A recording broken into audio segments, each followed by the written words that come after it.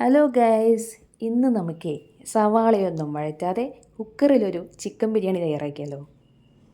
3 tricks ഉപയോഗിച്ചാൽ അടിപൊളി ബിരിയാണി തയ്യാറാക്കാം. എല്ലാവരും വീഡിയോ സ്കിപ്പ് ചെയ്യാതെ കാണണേ.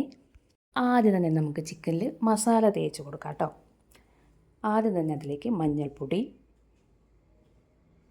മുളക് പൊടി, ഉപ്പ്, ജിഞ്ചർ ഗാർലിക് പേസ്റ്റ്, കുരുമുളക് പൊടി, ഹാഫ് ലെമൺ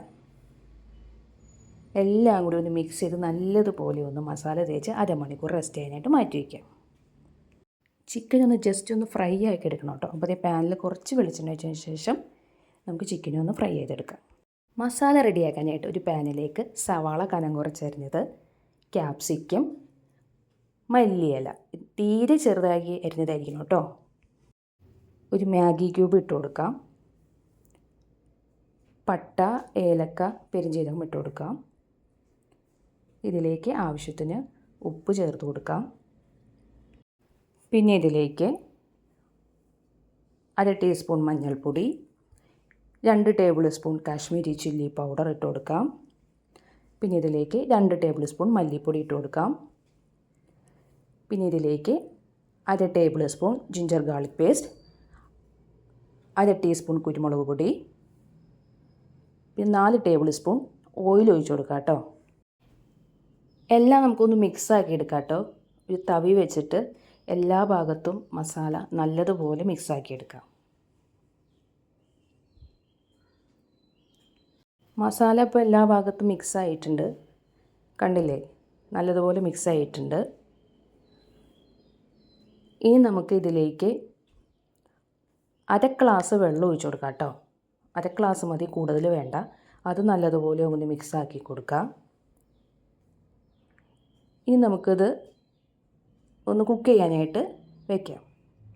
ഈ മസാല ഒരു 5 മിനിറ്റ് ലോ ഫ്ലെയിമിൽ നമുക്കൊന്ന് കുക്ക് ചെയ്തെടുക്കാം കേട്ടോ.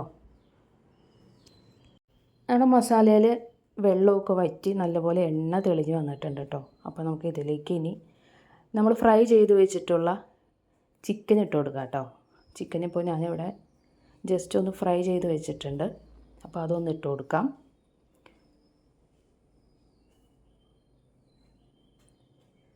അതിട്ട് കൊടുത്ത് നല്ലതുപോലെ ഒന്ന് മിക്സ് ആക്കാം കേട്ടോ. മിക്സ് ആക്കിയതിന് ശേഷം വീണ്ടും ഒരു 10 മിനിറ്റ് ഒന്ന് കുക്കാകാൻ വേണ്ടിയിട്ട് ലോ ഫ്ലെയിമിൽ തന്നെ ഒന്ന് അടച്ച് വെച്ച് വേവിക്കാം. നമുക്ക് റൈസ് റെഡിയാക്കാനായിട്ട് ഞാനിവിടെ നമ്മുടെ സെല്ല വൈറ്റ് റൈസാണ് കേട്ടോ എടുത്തിരിക്കുന്നത്. 1 അവർ അത് സോക്ക് ചെയ്തതിന് ശേഷം ബോയിൽ ചെയ്ത വെള്ളത്തിലിട്ട് ഒരു ഹാഫ് കുക്കാക്കി എടുത്ത റൈസാട്ടോ. ഹാഫ് കുക്കായാൽ മതി കേട്ടോ. അപ്പോൾ 5 മിനിറ്റിന് ശേഷം നമ്മുടെ ചിക്കൻ നല്ലതുപോലെ റെഡിയായി വന്നിട്ടുണ്ട്. മസാലയൊക്കെ പിടിച്ച് എണ്ണയൊക്കെ തെളിഞ്ഞ് വന്നിട്ടുണ്ട്. നമുക്കിനി ഇത് മാറ്റി വയ്ക്കാം. എന്നിട്ട് റൈസ് കുക്ക് ചെയ്യാം. അപ്പോൾ അതിനായിട്ട് നമുക്ക് ആദ്യം തന്നെ ഒരു കുക്കർ അടുപ്പത്ത് വയ്ക്കാം. അതിലേക്ക് 2 ടേബിൾ സ്പൂൺ ഓയിൽ, പട്ട, ഗ്രാമ്പൂ, ഏലക്ക ഇട്ട് കൊടുക്കാം. പിന്നെ അതിലേക്ക് ഒരു സവാള കനം കുറച്ചരിഞ്ഞത് ഇട്ട് കൊടുക്കാം. സവാള ഒന്ന് വഴണ്ട് വരുമ്പോൾ അതിലേക്ക് ഹാഫ് ക്യാപ്സിക്കം ഇട്ട് കൊടുക്കാം കേട്ടോ. അതും ഒന്ന് വഴറ്റുക. പിന്നെ അതിലേക്ക് 1/2 table spoon ginger garlic paste ഇട്ട് കൊടുക്കാം. ഒരു മാഗി ക്യൂബ് ഇട്ട് കൊടുക്കാം. അതും നല്ലതുപോലെ ഒന്ന് വഴറ്റിയെടുക്കാം. എല്ലാത്തിൻ്റെ പച്ചമണം ഒന്ന് മാറി വരുമ്പോൾ ഇതിലേക്ക് നമുക്ക് വെള്ളം ഒഴിച്ച് കൊടുക്കാം കേട്ടോ. അപ്പോൾ എല്ലാത്തിൻ്റെയും കറക്റ്റ് അളവ് ഞാൻ ഡിസ്ക്രിപ്ഷനിൽ കൊടുത്തേക്കാം കേട്ടോ. പിന്നെ അതിലേക്ക് ആവശ്യത്തിനുള്ള ഉപ്പ് ഇട്ട് കൊടുക്കാം. ഒന്ന് ബോയിലാവുന്നതിന് വെയിറ്റ് ചെയ്യാം.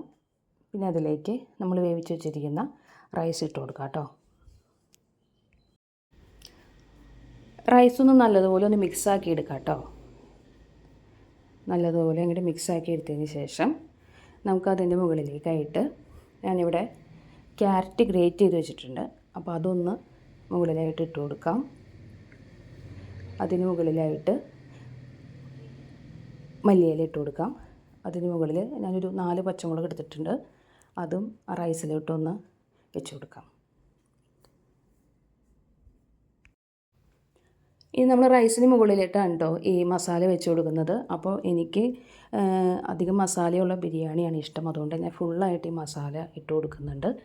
ഇനി നിങ്ങൾക്ക് ഒരുപാട് മസാല വേണ്ട, സെമി ഗ്രേവി മസാല മതിയെങ്കിൽ പകുതി മാത്രം മസാല ഈ റൈസിന് മുകളിൽ ഇട്ട് കൊടുക്കാം.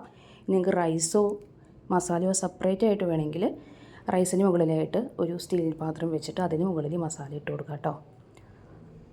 അപ്പോൾ ഞാൻ മസാല മൊത്തം ഒന്ന് സ്പ്രെഡ് ചെയ്തതിന് ശേഷം നമുക്ക് ഒരു വിസിൽ വരുന്നവരെ ഒന്ന് വെയിറ്റ് ചെയ്യാം കേട്ടോ. ഈ പറഞ്ഞ 3 കാര്യങ്ങൾ ഉൾപ്പെടുത്തിയാണ് നിങ്ങൾ ബിരിയാണി തയ്യാറാക്കണമെങ്കിൽ നിങ്ങൾക്ക് അടിപൊളി ബിരിയാണി തയ്യാറാക്കാൻ സാധിക്കും കേട്ടോ. അപ്പോൾ നമ്മുടെ ബിരിയാണി ഇവിടെ റെഡി ആയിട്ടുണ്ട് കേട്ടോ. അപ്പോൾ ഞാൻ പറഞ്ഞ 3 ട്രിക്കിൽ നമുക്ക് ഇഷ്ടപ്പെട്ട രീതിയിൽ ബിരിയാണി ഇതുപോലെ കുക്കറിൽ തയ്യാറാക്കാം. നമ്മുടെ റൈസ് ഒട്ടും തന്നെ ഒന്നും വെന്ത് പോയിട്ടില്ല കേട്ടോ. കറക്റ്റ് പാകത്തിനാണ് കിട്ടിയിരിക്കുന്നത്. അപ്പോൾ എല്ലാവരും ട്രൈ ചെയ്ത് നോക്കുക. ഇഷ്ടപ്പെട്ടാൽ ലൈക്ക് ചെയ്യുക, ഷെയർ ചെയ്യുക, സബ്സ്ക്രൈബ് ചെയ്യുക. അപ്പോൾ നമ്മുടെ ബിരിയാണിയുടെ ഡീറ്റെയിൽസ് ഞാൻ ഡിസ്ക്രിപ്ഷനിൽ കൊടുത്തേക്കാം. അപ്പോൾ അടുത്ത വീഡിയോയിൽ കാണാം.